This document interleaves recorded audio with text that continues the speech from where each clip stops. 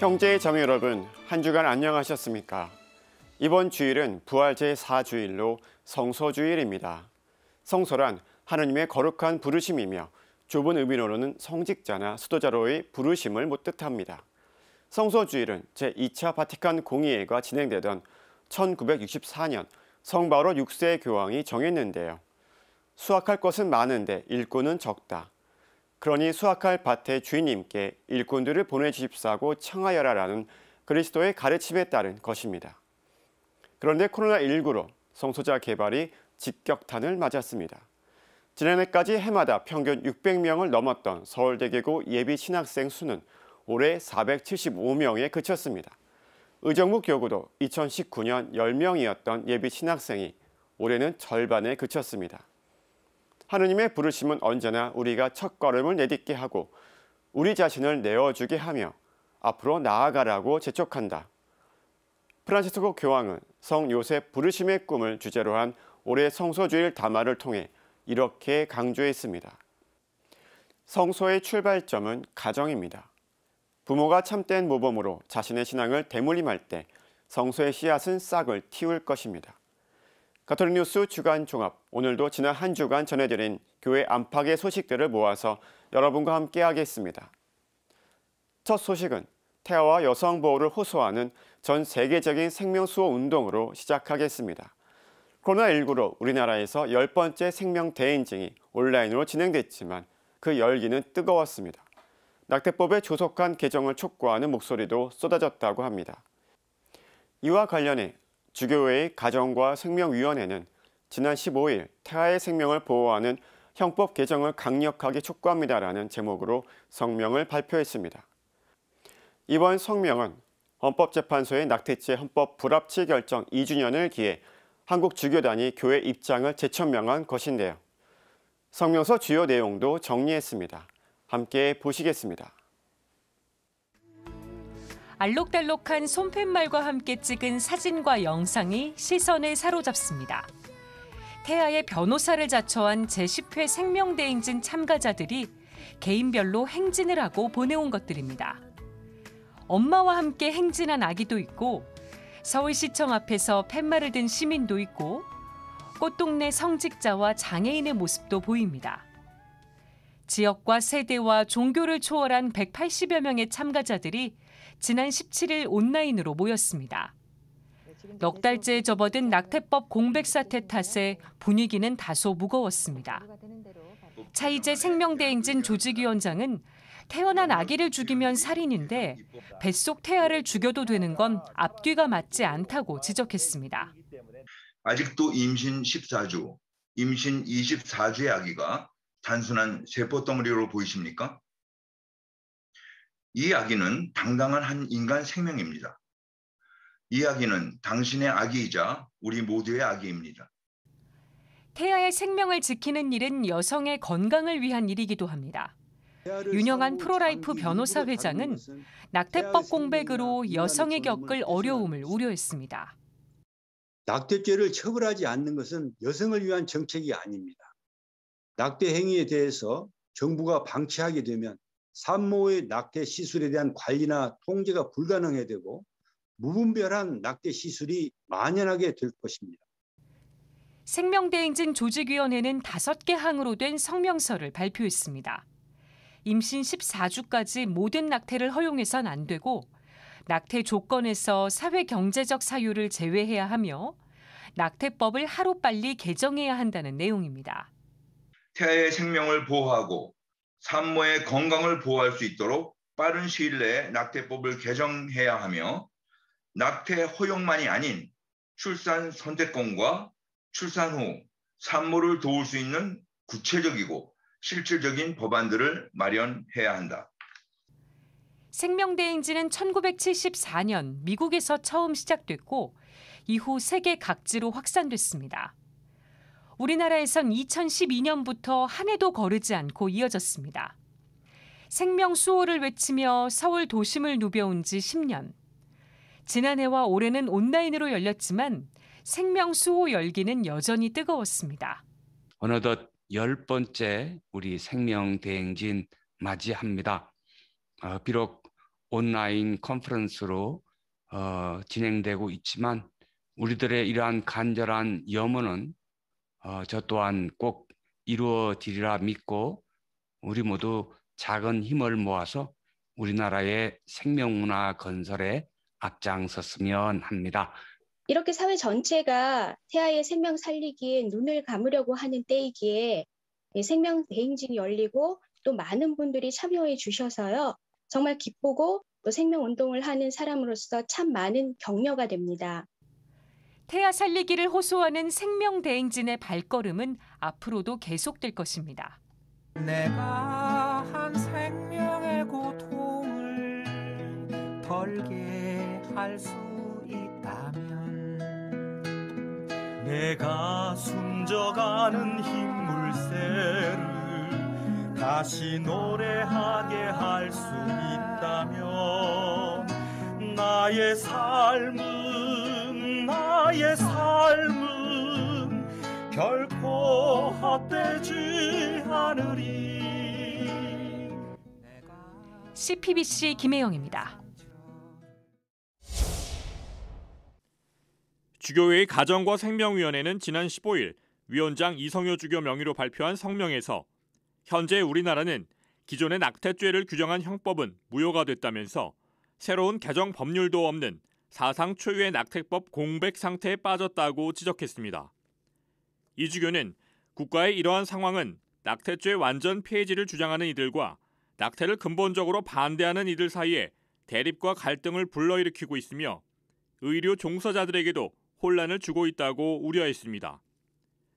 이 주교는 그러면서 매년 잉태되는 수백만 명의 태아가 낙태의 위협 앞에 아무런 보호도 받지 못한 채 노출돼 있다고 지적하고 국가는 이를 방치하고 인구 감소만을 염려하고 있다고 안타까워했습니다. 이 주교는 특히 아무런 죄의식 없이 자행되는 낙태는 우리 사회의 생명 경시 풍조를 만연하게 한다고 지적했습니다. 낙태는 영유아 살해, 아동학대, 존속살해, 자살 등 병적인 죽음의 문화와 극도의 이기주로 치닫는 반생명 문화를 조장하고 가속화할 것이라고 경고했습니다. 주교회의 가정과 생명위원회는 태아의 생명은 마땅히 존중받고 보호받아야 하며 낙태 합법화는 국가가 살인을 공적으로 인정한 것과 다를 바 없다고 역설했습니다. 아울러 태아를 희생시키고서는 대한민국이 행복할 수 없기에 태아의 생명을 지키는 법안을 조속히 입법할 것을 국회에 촉구했습니다. 또한 생명을 선택하는 것이 가장 가치 있는 일임을 천명한다고 밝혔습니다. 앞서 헌법재판소는 2019년 4월 11일 형법에 명시된 낙태죄에 대해서 헌법 불합치 판정을 내린 데 이어 2020년 12월 31일까지 낙태죄 관련 법률을 개정 입법하라고 결정했습니다. 현재 국회 법제사법위원회에서는 낙태죄 관련 형법 개정안 6건이 회부돼 있지만 소위원회 논의도 시작하지 못한 상태입니다. CPBC 이수민입니다. 지난 20일은 법정 기념일인 장애인의 날이었습니다. 가톨릭뉴스에서는 장애인 날을 맞아 장애인의 삶의 현실을 조명하는 특집 뉴스를 내보내드렸는데요. 장애인의 열악한 삶의 현실을 분야별 통계로 들여다봤습니다. 아울러 장애에 대한 우리 사회의 편견을 깨는 착한 아이디어에는 어떤 것들이 있는지도 살펴봤습니다. 함께 보시겠습니다. 장애인과 비장애인의 삶의 격차를 보여주는 대표적인 분야는 소득입니다. 2013년 장애인 가구의 노동소득 평균은 연 1,324만 원, 비장애인의 딱 절반 수준이었습니다. 하지만 5년 후인 2018년 장애인 가구의 노동소득 평균은 1,471만 원, 비장애인의 44%에 그쳤습니다. 여기에 공적, 사적 이전 소득 등을 더하고 세금과 사회보험료를 뺀 가처분 소득을 비교하면 소득 격차는 그나마 조금 감소합니다. 그래도 비장애인의 60%대 중반 수준으로 여전히 낮은 편입니다. 노동은 장애인이 사회 참여를 실현할 수 있는 중요한 수단입니다. 하지만 2018년 18세 이상 비장애인 고용률은 64.32%, 장애인 고용률은 38.72%를 기록했습니다. 격차가 25.6%포인트나 됩니다. 지난 10년간 비장애인 고용률이 안정적인 증가세를 보이는 동안 장애인 고용률은 40%를 넘지 못했습니다. 장애인 의무 고용 제도가 시행되고 있지만 아직도 노동시장에서 장애로 인한 차별이 크다는 걸 보여줍니다. 장애인의 주거권은 장애인 권리협약에도 규정된 보편적인 권리입니다. 하지만 장애인의 약 20%는 최저 주거 기준에 미달 상태입니다. 또 장애인의 6%는 주거비 과부담 상태여서 정책적 대응이 요구됩니다. 비장애인과 장애인의 보건의료 분야 격차도 우려스럽습니다. 2011년부터 2018년까지 비장애인의 건강검진 수검률이 소폭 증가하는 동안 장애인의 수검률은 오히려 떨어졌습니다. 이는 장애인의 질병 발견이 늦고 건강이 악화된 상태에서 의료 서비스를 이용할 가능성이 크다는 걸 의미합니다. 한국보건사회연구원 김수진 부연구위원은 장애인은 노화 관련 만성질환 유병률이 높은 만큼 장애인의 의료기관 접근성 개선이 필요하다고 밝혔습니다. 우리나라에 등록된 장애인은 263만 3천 명, 전체 인구의 5.1%입니다. 서울대교구 사회사목 담당 교구장 대리 유경촌 주교의 바람대로 장애인이 평범한 이웃이 되려면 정책적 대응에 앞서 정기적인 현실 진단과 정책 성과 점검이 꼭 필요합니다. CPBC 김혜영입니다. 화기애애한 분위기 속에서 보드게임이 한창입니다. 장애인식 개선을 위해 만들어진 교육용 보드게임 구투고를 하고 있습니다. 주어 구술 통역사가 청각 장애인 간의 대화를 통역하고 있을 때는 통역사를 보며 이야기한다. 장애인을 인식하기는 쉬워도 장애인을 어떻게 대해야 하는지 잘 알지 못하는 경우가 많습니다. 보드게임 구투고는 장애 유형과 특징 등 장애 관련 정보를 퀴즈로 학습할 수 있게 만들어졌습니다. 시각장애인에게 길을 알려줄 때 이쪽 저쪽이라는 표현을 써도 된다. 언어장애인의 말을 이해할 수 없을 때 다시 한번 말해달라고 한다. 쉽게 답할 수 없는 장애 관련 퀴즈를 OX로 맞추는 방식입니다. 장애에 대한 올바른 정보를 접할 수 있을 뿐 아니라 간접적으로 장애를 경험할 수도 있습니다. 눈을 감고 하이파이브를 하고 입으로 펜을 물고 글씨를 쓰는 등 실제 장애인들의 행동을 수행하며 이해도를 높이는 게임입니다. 구투고는 고정욱 작가의 동화 장애 너는 누구니를 원작으로 만들었습니다. 고 작가는 어린이들을 위한 장애인식 개선은 쉽고 재밌는 방식으로 이루어져야 한다고 말합니다. 이런 게임을 통해서 장애인 문제라는 건 즐겁고 재미있으면서 교훈이 있고 감동을 줄 수 있는 것이다. 이런 생각으로 어린이들이 편안하게 접근하라고 보드게임을 만들게 된 거고, 이런 게임을 하면서 장애에 대한 친숙도를 올리고 장애에 대한 지식과 정보를 받아들이다 보면. 게임을 기획한 캠퍼스 멘토 안광배 대표는 장애를 주제로 한 콘텐츠가 다양해질수록 사회인식이 바뀔 수 있다고 강조합니다. 많은 사회 플레이어들이 도전을 해봤으면 좋겠는 거예요. 이 장애인들에 대해서 알아갈 수 있는 여러 가지 방법. 그러니까 저희는 보드게임을 만들었지만 오히려 또 IT 쪽에서는 이제 온라인 게임을 만들 수도 있는 거고, 또 어찌 보면은 뭐 제품을 만드는 곳에서는 또 그런 쪽에 이제 상품을 내놓을 수도 있는 거고.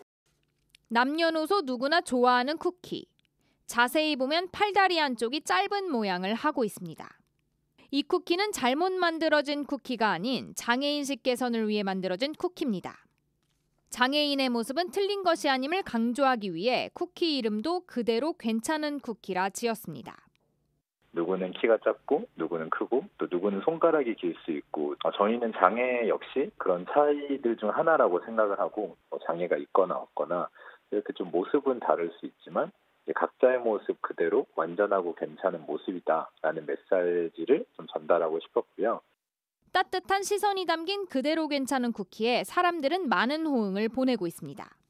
아니면 실제로 장애를 가지고 계신 분들이 이런 것들은 생각을 못했었는데 좀 고맙다. 본인들이 하고 싶었던 이야기를 조금 더 쉽고 누구나 이해할 수 있게끔 만들어주는 거를 고맙다고.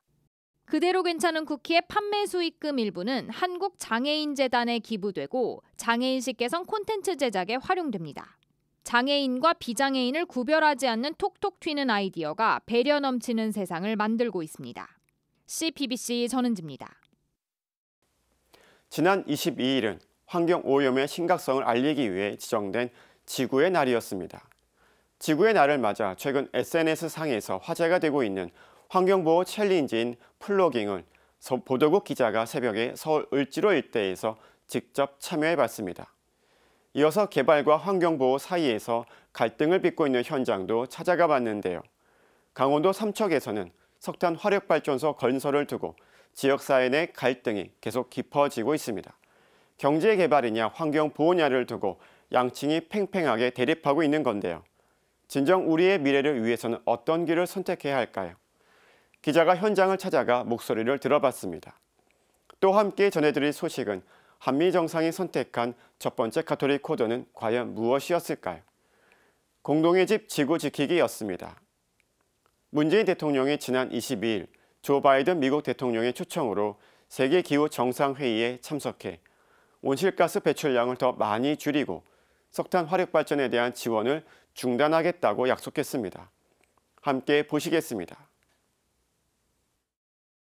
코로나19로 외출이 줄면서 배달 음식과 언택트 택배 소비가 폭발적으로 증가했습니다. 자연스레 재활용품 배출량도 늘었습니다. 코로나 이전에 비해서 코로나 이후에 약 재활용품 양이 약 15% 정도 증가된 것으로 추정하는 거죠. 플로깅이란 스웨덴어로 이삭을 줍는다는 뜻의 플루카우프와 영어 조깅의 합성어로 조깅을 하는 동시에 쓰레기를 줍는 운동을 말합니다.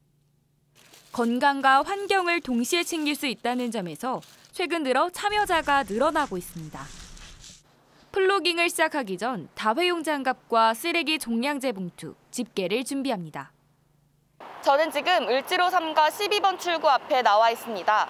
현지 시간 오전 5시입니다. 을지로 3가 일대를 돌며 플로깅을 시작하겠습니다. 식당으로 가득한 을지로 3가에는 제일 먼저 담배꽁초가 눈에 띕니다. 가로수 밑엔 담배꽁초가 수북합니다. 일회용 마스크, 음료 페트병, 전단지, 비닐봉지 등이 버려져 있습니다. 길가에 가장 많은 쓰레기는 담배꽁초와 플라스틱. 무단 투기를 하지 말라는 경고장에도 그 자리엔 쓰레기가 한가득입니다.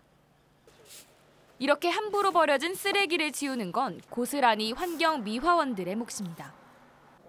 환경미화원 손영남 씨는 하루에 얼마나 많은 양의 쓰레기가 쌓이는지 말합니다. 4개에서 3개 많이 멀었어요. 담배꽁초 아침에 일로 쓰레받기를 담는 게 한 2개, 2통이씩 담아요.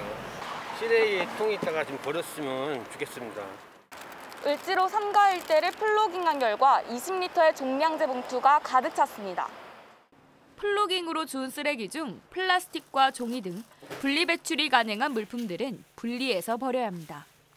우리가 쓰레기를 줍고 줄이려고 하는 노력 굉장히 바람직하고 건전한데요.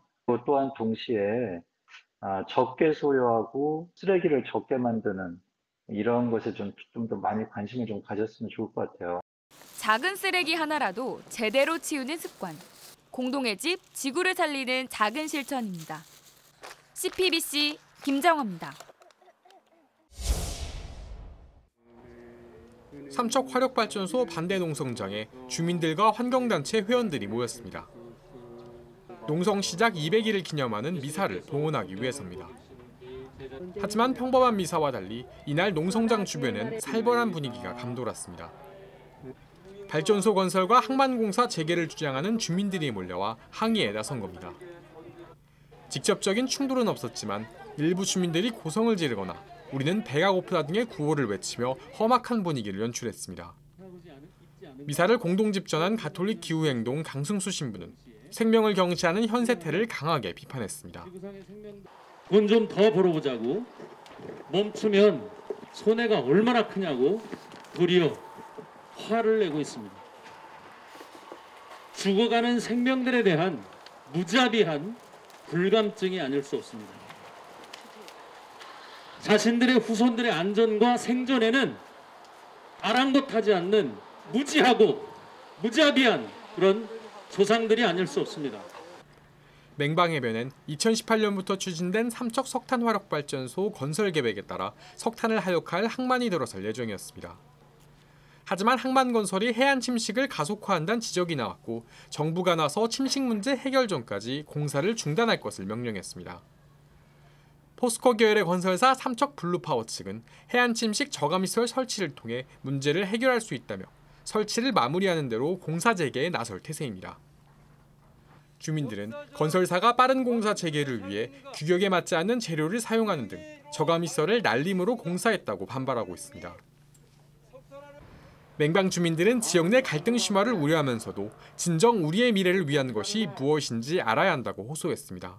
더 큰 문제는 이웃 간의 갈등 문제입니다. 과연 우리가 지향하고 우리가 원하고 바라는 경제가 어떤 것인지 우리 주민들은 바로 알아야 될 것입니다. 삼척 석탄화력발전소 반대투쟁위원회 고문 박홍표 신부는 지금 같은 생태계 파괴가 이어진다면 그 피해는 결국 사람에게 올 것이라고 경고했습니다. 우리가 사용하는 것도 아니고 도시에 전기를 공급하기 위해 수많은 생태계 파괴를 감수하면서 살아가야 하는 현지 사람들의 정신적, 물질적 피해, 또 미래 세대가 좋은 환경 속에서 살아야 할 것을 지금은 우리가 다 파괴하고 인간이 살아갈 수 없는 환경을 물려준다면 환경 정의에도 어긋나고 지구와 사람은 멸망할 것입니다. 깊어가는 주민 간 갈등과 환경 파괴로 멍들어가고 있는 맹방해변. 눈앞의 이익을 떠나 지구와 인류 전체를 위한 길이 무엇인지 생각해야 할 때입니다. CPBC 장현민입니다. 지구의 날인 어제 오후 8시부터 10분 동안 청와대의 모든 불빛이 사라졌습니다. 조 바이든 미국 대통령의 초청으로 세계 기후정상회의에 참석한 문재인 대통령. 문 대통령은 기후 목표 증진을 주제로 열린 1세션에서 지구의 날을 맞아 진행된 소등 행사를 언급하며 연설을 시작했습니다. 오늘 저녁 지구의 날을 맞아 한국 국민들은 10분간 불을 끄고 지구의 속삭임을 들었습니다. 기후변화 대응에 동참하고 있는 모든 나라들에게 한국인들의 응원의 마음이 전해지길 바랍니다. 이어 문 대통령은 2050 탄소 중립 실현을 위한 우리나라의 2가지 약속에 대해 발표했습니다. 먼저 온실가스 배출량을 기존의 계획보다 더 많이 줄이겠다고 약속했습니다. 한국은 2030 국가 온실가스 감축 목표 NDC를 추가 상향하여 올해 안에 유엔에 제출할 것입니다. 한국은 지난해 NDC를 기존의 배출 전망치 기준에서 2017년 대비 24.4% 감축하겠다는 절대량 기준으로 변경함으로써 1차 상향한 바 있습니다. 지난해 한국은 2030년까지 2017년의 온실가스 배출량에서 24.4%를 줄이겠다는 목표를 세웠습니다. 하지만 유엔 기후변화 협약은 파리 협정의 목표 달성을 위해서는 많은 국가가 더욱 상향된 온실가스 감축 목표를 제출해야 한다고 전망했습니다. 이에 따라 EU와 영국은 감축 목표를 상향 조정했고 한국도 동참하기로 한 겁니다. 문 대통령은 이와 함께 탈석탄에 대한 의지도 드러냈습니다. 신규 해외 석탄 발전소에 대한 공적 금융 지원 중단, 국내 추가 신규 석탄 발전소 허가 금지 등을 약속했습니다. 신규 해외 석탄 화력 발전소에 대한 공적 금융 지원을 전면 중단할 것입니다. 탄소 중립을 위해 전 세계적으로 석탄 화력 발전소를 줄여나갈 필요가 있습니다. 대신 정부는 재생에너지 기술 개발을 위한 지원을 확대할 계획입니다. 끝으로 문 대통령은 2050 탄소 중립은 국제적인 연대와 협력을 통해 가능하다고 강조했습니다. 그러면서 다음 달 우리나라에서 열리는 2021년 서울 P4G 정상회의에 대한 관심과 참여를 요청했습니다. 문 대통령은 회의에서 폐플라스틱을 활용한 재생 원단으로 만든 친환경 넥타이와 해양 쓰레기 폐유리를 활용한 P4G 공식 라펠핀을 착용해 눈길을 끌었습니다. 한편 이번 기후정상회의는 바이든 대통령이 주최했으며 시진핑 중국 국가주석과 블라디미르 푸틴 러시아 대통령도 참석했습니다. 지금까지 앵커 리포트였습니다. 다음 소식 전해드리겠습니다. 성소주의를 맞아 프란치스코 교황은 어떤 말씀을 주셨을까요? 교황의 메시지를 정리해봤습니다. 이어서 주교회의가 발행한 한국천주교회 통계 2020을 통해 본 한국교회 성직자와 수도자 수, 그리고 사목활동 상황을 살펴보겠습니다. 아울러 성소주의를 맞아 올해 2월 사제서품을 받은 새 사제가 하느님의 부르심에 어떻게 응답하고 있는지 기자가 직접 만나봤습니다. 함께 보시겠습니다. 복되신 동정마리아의 매필 성요셉 대축일이었던 지난달 19일, 프란치스코 교황은 제58차 성소주일 담화 성요셉 부르심의 꿈을 발표했습니다. 교황은 성소주의를 앞두고 요셉 성인을 기억하며 그의 삶이 제시하는 부르심의 세 가지 핵심 단어를 꼽았습니다. 꿈과 섬김, 그리고 성실성입니다. 첫 번째는 꿈입니다. 4차례 꿈속에 나타난 천사의 말에 순종한 요셉 성인, 고향을 떠나 이집트로 피신하고 이스라엘 땅 나자렛으로 돌아오는 등 예기치 못한 삶의 여정에도 성인은 하느님을 신뢰했습니다. 교황은 요셉 성인의 순종에 대해 마음이 하느님을 향했기 때문이라며 온갖 출렁이는 파도 속에서도 그는 하느님의 뜻을 따르는 용기를 찾았다고 말했습니다. 그러면서 부르심도 이와 같다며 하느님의 부르심은 언제나 우리가 첫걸음을 내딛게 하고 우리 자신을 내어주게 하며 앞으로 나아가라고 재촉한다고 설명했습니다. 두 번째는 섬김입니다. 요셉 성인은 예수님이 탄생하실 보금자리를 찾고 헤로데로부터 아기 예수님을 보호하고자 타향살이를 마다하지 않았습니다. 교황은 이를 두고 섬김의 삶을 살아가는 이들의 전형인 기꺼이 내어주는 마음을 보여줬던 것이라고 전했습니다. 이어 예수님의 보호자요 교회의 보호자인 요셉 성인을 성소의 보호자로 여기게 돼 기쁘다면서 사려 깊고 배려하는 보살핌이 참다운 성소의 징표라고 말했습니다. 마지막은 성실성입니다. 요셉 성인은 날마다 조용히 일하는 가운데 하느님과 하느님의 계획에 따랐습니다. 교황은 이러한 성실성은 두려워하지 말라는 하느님의 약속을 통해 길러질 수 있다고 밝혔습니다. 아울러 성실성은 순간의 기쁨만을 가져오는 덧없는 선택과 감상의 시대에 강력한 증거가 된다고 설명했습니다. 교황은 하느님을 꿈으로 택한 이들은 성실성을 통해 형제자매들 안에서 하느님을 섬기려 하는 것이라며 요셉 성인이 그들의 길에 함께하기를 기도했습니다. 한편 성소주일은 1964년 성 바오로 6세 교황이 제정한 이래 해마다 부활 제4주일에 지내고 있습니다. CPBC 김형준입니다. 지난해 12월 말 기준 한국 천주교회 성직자는 추기경 2명을 비롯해 주교 40명, 신부 5,538명으로 모두 5,578명입니다. 교구 신부는 4,582명으로 전년도보다 45명 증가했으며 수도회 신부는 809명으로 12명, 선교회 신부는 147명으로 1명 증가했습니다. 이는 외국인 사제 156명을 포함한 것으로 2019년에 비해 56명 늘었습니다. 교구별로는 서울대 교구가 934명으로 가장 많고 수원교구 536명, 대구대 교구 520명 순이었습니다. 수원교구 사제수가 대구대 교구 사제수를 넘어선 것은 처음입니다. 사목 유형별로 살펴보면 본당 사목이 48.9%로 2240명, 특수사목 22.8%, 국내외 연합 5.1%, 해외 선교 2.6%, 군종 2.2% 순입니다. 교구 신부의 연령 분포를 25세부터 5년 단위로 집계한 결과 40에서 44세의 비율이 15.0%로 가장 높았고 45세에서 49세가 14.9%, 50에서 54세가 12.8%로 뒤를 이었습니다. 전년도 통계에선 45세에서 49세가 가장 많고 40에서 44세, 35에서 39세 순이었던 것에 비해 평균 연령이 높아졌음을 알 수 있습니다. 2020년 사제품을 받은 교구 사제는 97명으로 2019년보다 28명 감소했습니다. 한국교회 전체 새 사제 수가 한 해에 100명 미만인 해는 1988년 이후 처음입니다. 사제 양성에 10년 가까이 소요되는 것을 감안할 때 지난해 새 사제 수 감소는 코로나19의 영향으로 볼 수는 없지만 성소자 수 감소는 이미 진행형임을 알 수 있습니다. 이는 전국 교구의 신학생 수 감소로도 추정할 수 있습니다. 2020년 기준 전체 신학생 수는 교구 928명, 수도에 253명으로 교구 신학생 수는 10년 사이 32.5% 감소한 것으로 나타났습니다. 새로 입학한 신학생 수는 지난해 139명으로 최근 10년 가운데 세 번째로 적은 수치를 기록했습니다. 수도자는 남녀 합산 11,778명으로 집계됐습니다.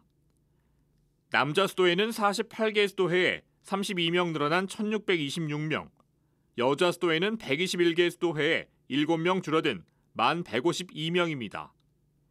사도직 활동으로는 남자 수도자들은 사회복지기관 23.9%, 교회기관 14.4%, 전교활동 12.2% 등이었으며 여자 수도자들은 전교활동 27.6%, 사회복지기관 19.8%, 교육기관, 의료기관 순이었습니다.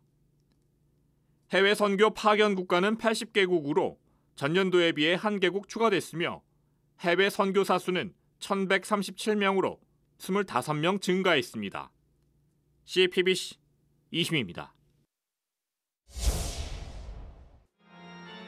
지난 2월 명동 주교자 성당에서 거행된 서울대교구 사제서품식에서 김지수 신부는 자신의 이름이 호명되자 힘차게 대답합니다. 개포동 분당 김지수 루치오.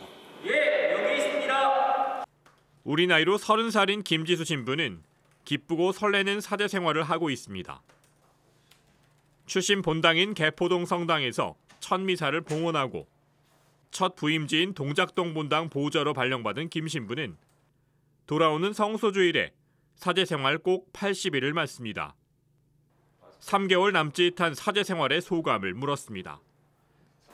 일단은 기뻤던 것 같습니다. 잠시만요. 사제로 수품되고 나서 매일 미사를 봉헌하면서 되게 사제로 부족한 저를 이제 불러주심에 또 하느님께 늘 감사하면서 지내는 것 같습니다. 신자분들께서도 많이 함께 오셔서 미사를 봉헌해 주시고 있고, 그래서 그 안에서 정말 하느님 백성 공동체 안에서 기쁨을 누리고 있도록 살고 있습니다. 뉴스 카메라 앞은 처음이라는 김 신부. 떨리고 어색한 순간도 잠시. 주임 신부를 비롯한 본당 공동체의 배려로 기쁘고 행복하게 지내고 있다고 말합니다.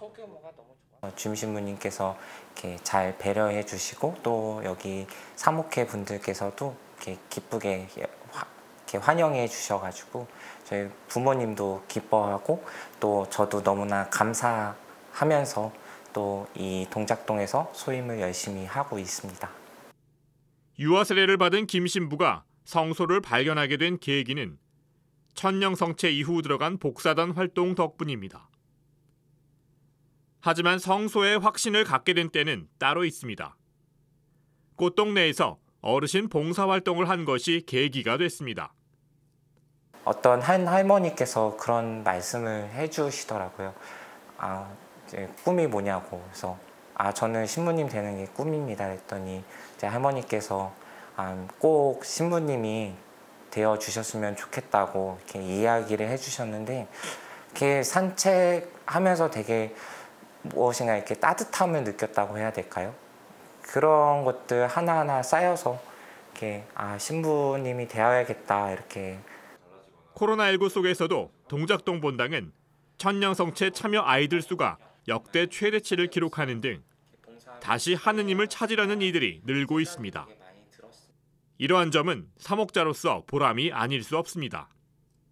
김 신부는 하느님의 부르심에 응답하려는 청소년과 청년에 대한 조언도 잊지 않았습니다.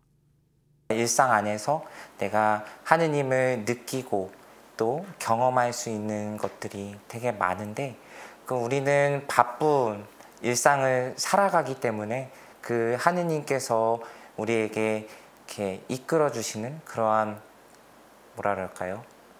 기쁨들, 자비들, 사랑들을 우린 잊어버리고 사는 것 같습니다. 우리가 그 하느님 안에서 나 자신을 조금 더 바라보고 내 마음에 하느님의 사랑이 머물 수 있도록 CPBC 이희미입니다.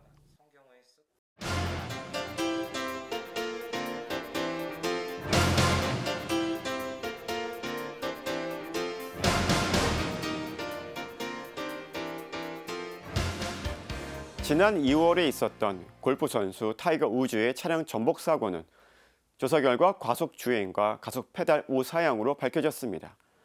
당시 우즈가 운전했던 차량은 한국의 현대차였습니다. 전복 사고에도 불구하고 우즈는 에어백 작동과 차량 내부가 기본적으로 훼손되지 않아 다리는 크게 다쳤지만 의식은 멀쩡했습니다. 이후 한국 차량의 안정성에 대한 기사가 많은 언론에 나오면서 사고 당시 차량의 판매량이 급증하고 있다고 합니다. 반면에 지난 3월 대형 컨테이너선인 에버 기본호는 수에즈 운하에 자초됐다가 6일 만에 인양돼 간신히 통행은 재개됐습니다. 그러나 이집트 당국과 법원은 사고 책임을 에버 기본호의 선장에게 있다고 판단하고 선주에게 약 9억 달러의 배상을 명령했습니다. 모든 사건과 사고는 슬프고 비극적이지만 이후 수사와 조사에는 오랜 시간이 걸립니다. 그만큼 사고의 원인과 책임 소재는 단순하지 않고 복잡합니다. 또한 크든 작든 누구나 사건 사고에 책임을 지고 싶어 하지 않고 은폐하거나 축소하고자 합니다. 책임에 대한 처벌이 막대하게 돌아올 수 있기 때문입니다. 1994년부터 2011년까지 판매되었던 가습기 살균제에 의한 폐손상 등으로 수많은 사망자가 나왔습니다. 최근 피해자 가족 측에서는 가습기 살균제로 인한 사망자를 1,528명이라고 밝혔지만 옥시는 여전히 살균제 성분의 유해성을 몰랐고 오염된 가습기나 봄철 황사, 꽃가루 때문에 폐손상이 생겼을 가능성이 있다고 주장하고 있습니다. 세월호는 2014년 4월 16일 전남 진도군 앞바다에서 침몰했습니다. 많은 학생들의 목숨을 앗아간 참사 앞에 온 국민이 슬퍼했고 국가적으로 애도의 시간을 보내기도 했습니다. 이후 7년이라는 시간이 흐르는 사이에 세월호 특별조사위원회, 세월호 선체조사위원회, 세월호 사회적 참사 특별조사위원회를 거쳐왔고 세월호는 교통사고이다. 아직도 세월호 얘기냐라고 하면서 피해자의 고통을 더 크게 하는 일들이 벌어지고 있습니다. 물론 세월호 침몰 사고는 해양 교통사고입니다. 그리고 국가적 재난이고 참사입니다. 정치적 싸움의 대상이 아닙니다. 그래서 면밀한 사고조사가 필요합니다. 강태선 세명대학교 보건안전공학과 교수는 책임자 처벌을 위한 수사와 별도로 재발방지 대책 수립을 위한 사고조사가 이루어져야 하고 이를 전문적으로 수행할 독립상설기구가 있어야 한다고 말했습니다. 치밀한 조사를 통해 정확한 원인 분석과 책임 소재를 분명히 해야 하지만 향후 재발 방지를 위한 대책과 법령이 나올 수 있습니다. 과거를 되돌릴 수는 없지만 교훈을 남길 수는 있습니다. 지난 2012년 5월 한 국도에서 25톤 트럭이 훈련 중이던 상주시청 소속 여자 사이클 선수단을 치어 선수 3명이 사망하고 4명이 중상을 입었습니다. 수사 결과 사고 원인은 트럭 운전기사의 DMB 시청에 따른 전방주시 소홀로 밝혀졌습니다. 이후 사고의 후속 대책으로 운행 중에는 DMB 시청이 불가능하도록 법과 제도가 변경됐습니다. 사건 사고의 조사가 정확하기 위해서는 조사기구가 반드시 독립적이어야 합니다. 독립적이고 투명하지 않으면 외부의 압력으로 조사 결과에 영향을 미칠 수밖에 없습니다. 누군가는 책임 회피를 하려고 하겠죠. 지난 2001년 9.11 테러 때 미국은 특별법에 의해 정부와 국회로부터 독립적인 국가위원회가 설립돼 약 20개월 동안 활동해 사고백서를 발간했고 영국은 보건안전청이 중심이 돼서 수사와는 별도로 규모가 큰 재해를 조사합니다. 2017년 연말 국회에서는 미국과 캐나다의 조사위원회 등을 참고해서 국가재난관리위원회 설치와 운영에 관한 법률안이 발의됐고 행정안전부가 상설 독립조사기구의 설치를 위해 노력하겠다는 발표가 있었습니다. 이제야 말이죠. 지난 1월에는 업무상 과실치사 등의 혐의로 기소된 SK케미칼 전 대표와 애경산업 전 대표 등 13명에게 무죄가 선고됐고 2월에는 세월호 사건 관련 해경 지휘부 11명에게 무죄가 선고됐습니다. 2014년 8월에 방한했던 프란치스코 교황은 방한 이틀 차에 세월호 유족들을 만나 위로했습니다. 이후 세월호 리본을 받았고 계속해서 세월호 리본을 달고 방한 일정을 마치셨습니다. 로마로 돌아가는 비행기 안에서 한 기자의 물음에 교황은 이렇게 답했습니다. 나는 유족들과 연대하기 위해 세월호 추모 노란 리본을 달았습니다. 이것을 달고 반나절쯤 뒤에 어떤 이가 다가와 떼는 게 더 낫겠다고 말했습니다. 내가 중립을 지켜야 한다는 것이었습니다. 하지만 인간의 고통 앞에서 중립을 지킬 수는 없습니다. 죄에 대한 구약의 가장 특징 있는 기술에서 죄는 에세키엘에서 나오는 것처럼 계약의 신을 망각하는 것으로 고찰됩니다. 9.11 테러가 일어난 지 20년이 지났습니다. 그리고 뉴욕 지하철 광고판에서는 9.11 당시 트라우마를 입은 사람들의 신고를 받는 내용을 여전히 변함없이 볼 수 있습니다. 진도 팽목항에도 우리의 마음에도 여전히 변함없이 노란 리본이 있습니다. 오늘 사제의 눈은 세월호는 교통사고일까였습니다. 평화를 빕니다.